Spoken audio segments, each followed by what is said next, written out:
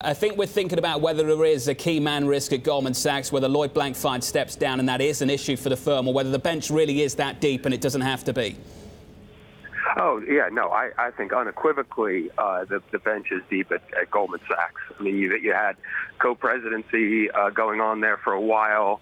Recently, you have members of the operating committee, that go beyond a dozen that have been key decision makers there for quite some time. We had Gary Cohn there exercising rather meaningful influence before he decided to join the administration. So, I don't think depth is a concern, at least from my perspective, depth is a concern at Goldman Sachs.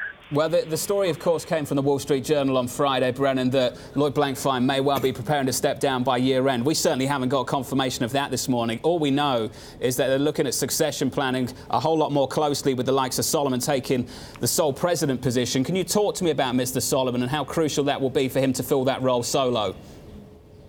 Yeah, I mean, I think given the news flow, it would be reasonable to assume that this step is an indication of movement towards secession.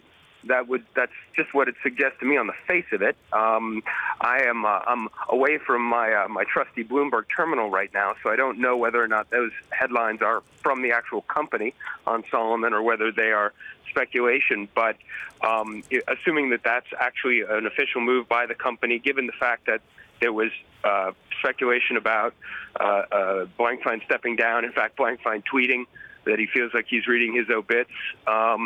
It's reading his own obituaries on Friday. So they're very aware that everybody's watching. And if they are appointing Solomon co-president, I think that's a pretty clear indication of where they're going.